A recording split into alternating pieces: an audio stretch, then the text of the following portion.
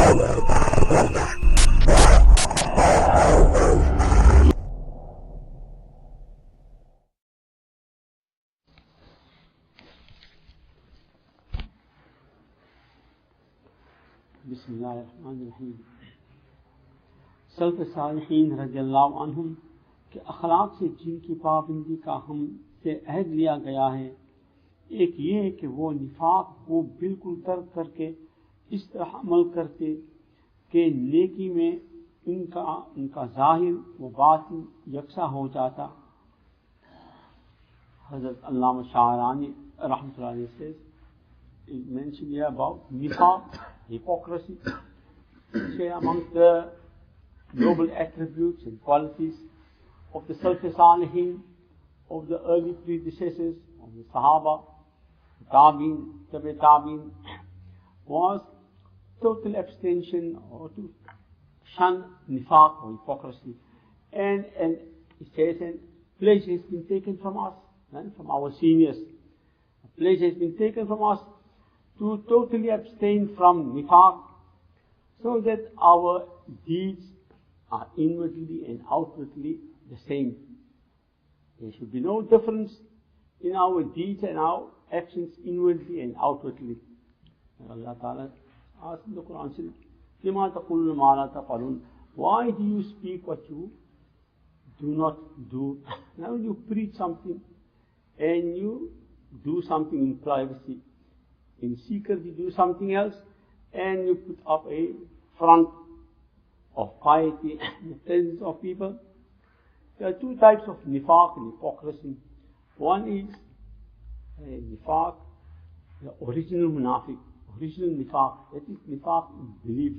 And that munafiq, he understands, he knows that he is a kafir, but he professes himself to be a Muslim. In order to deceive the Muslims, he says that he is a Muslim, and he joins the Muslims, he performs salat also, and he lives like a Muslim outwardly, but he knows that he is a kafir. In his heart he does not believe in Islam. Such a munafiq, he will not take wuzu, he will not take ghusl janabat, and he will only do things which are externally, which are the external display, or display himself to be a Muslim. One of the signs, the Nabi Sallallahu Alaihi Wasallam says, is that they lag behind in salat. They come last for salat and they quickly disappear again. This does not mean, another sign is when they speak, the Nabi Sallallahu Alaihi Wasallam said, they lie. When they dispute and they argue, then they become vulgar and abusive. When a trust is reposed on them, they violate the trust. These are signs of a munafiq, but this does not mean that every person who lies and every Muslim who is vulgar and abusive, he is a munafiq. So these are signs of munafiq, that if a person is a munafiq, these are his signs. So it is a lesson, a warning for us, that the Nabi Sallallahu Alaihi Wasallam mentioned these are signs of munafiq, so a Muslim should not behave and conduct himself like a munafiq. The other type of munafiq is a Muslim, he says something and he does something. Outwardly he shows himself to be a person of good character, pious person, but inwardly he does something else. When he sits alone, in privacy, then he do the opposite of what he is preaching. So that person is a practical munafiq. Although he remains a Muslim, his condition is also bad, but he is not a kafir like a original munafiq. So the Ulama says that a pledge has been taken from us by our seniors. In the former days, whenever one would begin the process of getting dini talim, higher dini education, then the ustad would take a pledge from his student that he will practice everything of the deen. Whatever is being taught him, he will implement it practically. And if he does not implement it practically, does not practice what is being taught, then the Ustad expels him. He's not qualified for this ilm of the deen. So he must go and branch off in some secular field. He's not qualified for the ilm of the deen. A qualified person, and Nabi Sallallahu Alaihi Wasallam, they said that only a person who is qualified for higher deeni knowledge, only such a person could be given this trust and this amanat of deeni ilm.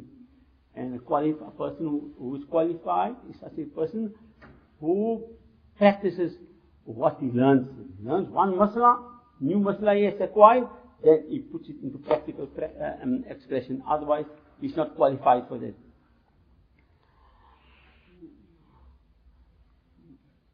इन लोगों में से किसी का कोई अमल ऐसा न होता जिसके बाइस वो आखिरत में जलील हो.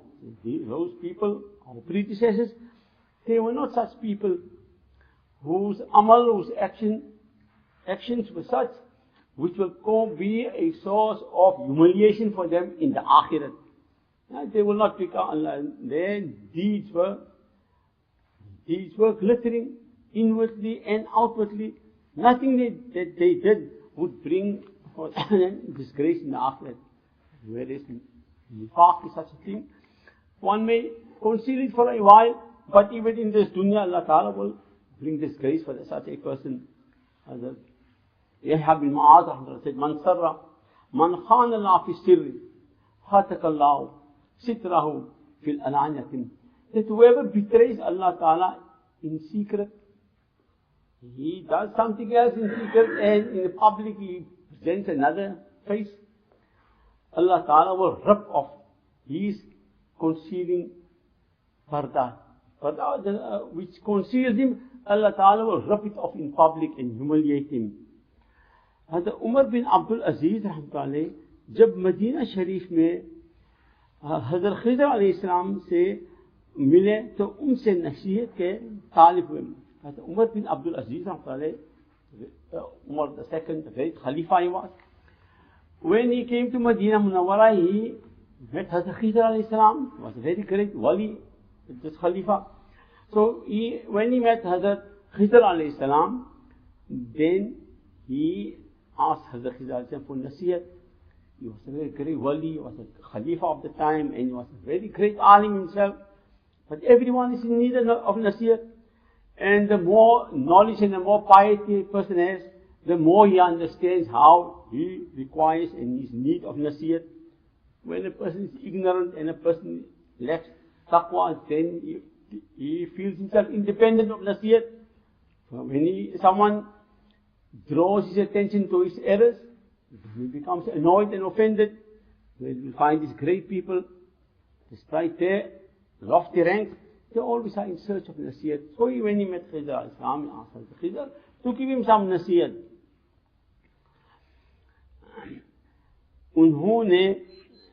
उन्होंने फरमाया, ए उमर, इस बात से बचता रहे कि तू जाहिर में अल्लाह का दोस्त मालूम हो और बातिन में उसका दुश्मन हो.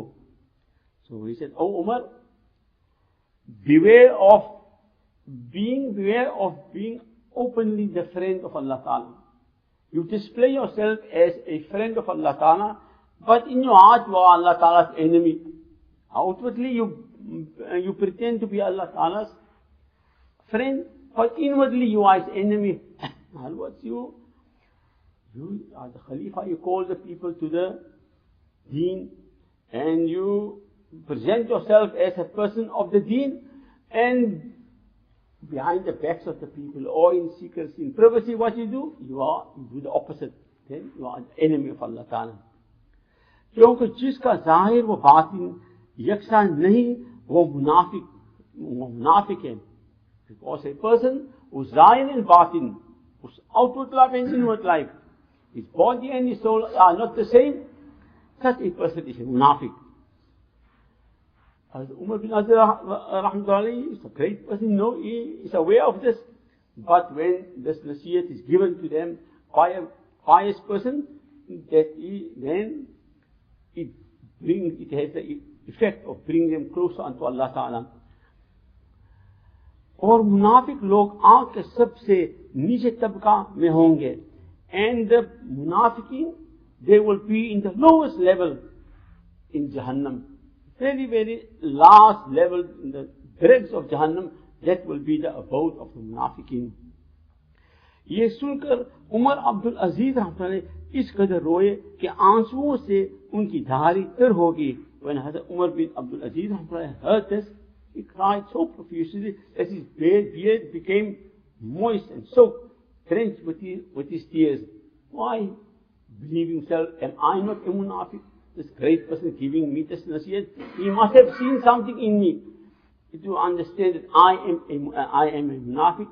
So this is a feeling which all great people generally they gain.